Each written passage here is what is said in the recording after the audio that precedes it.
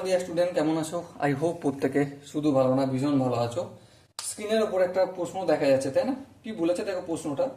বলেছে প্রদত্ত চিত্রে এ বি সমান্তরাল সিডি। বেশ, এ বি আর হচ্ছে সিডি সমান্তরাল। বেশ, তারপর angle C A B equal to 80 degree এবং angle E F C equal to 25 degree হলে অ্যাঙ্গেল সিইএফ কত? চলো আমরা একটা কাজ করি, ছবিটা অঙ্কন করি যেমন কোশ্চেনে দেয়া রয়েছে। ধরো এই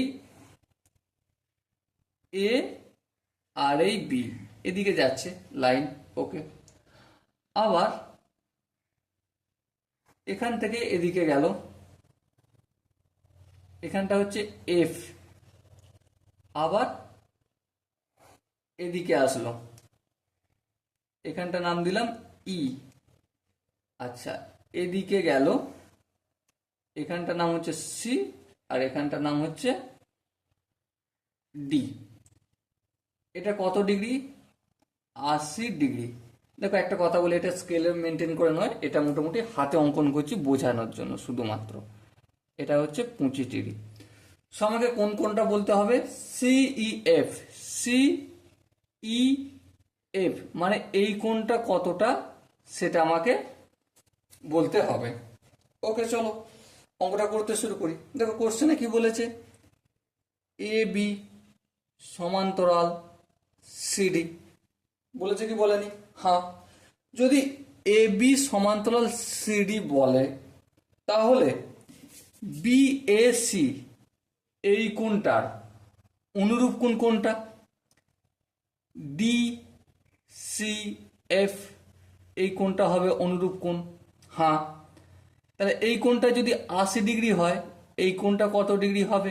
অবভিয়াসলি 80 ডিগ্রি হবে। বলো এখান থেকে কারো বুঝতে অসুবিধা রয়েছে?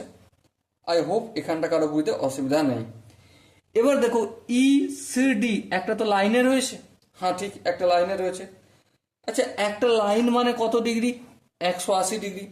তার মধ্যে এখানটা যদি এটা হচ্ছে 180 ডিগ্রি, এই লাইনটার মধ্যে এই পোর্শনটা, সাপোজ এই পোর্শনটা যদি 80 ডিগ্রি যদি হয়ে যায়, তাহলে এখানটা কত? 100 হবে।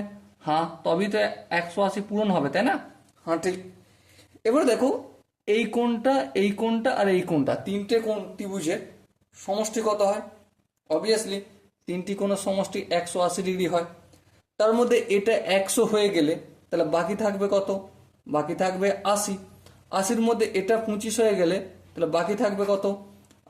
5 5 হবে, 3 একে 4, 2 একে 3, 3 ক 8, 5 55। তাহলে এটা হবে 55 ডিগ্রি। তবেই তো 180 হচ্ছে। দেখুন এটা 100, এটা 25 আর এটা 55। 25 আর 55 যদি যোগ করি কত হবে? 25 আর 55 যোগ করলে 80, আর এটা 100, তাহলেই 180 হচ্ছে। সো এখানে দেখো যে চারটা অপশন আছে, তার মধ্যে option B is the right answer, মানে এই কোণটার মান হবে 55 ডিগ্রি।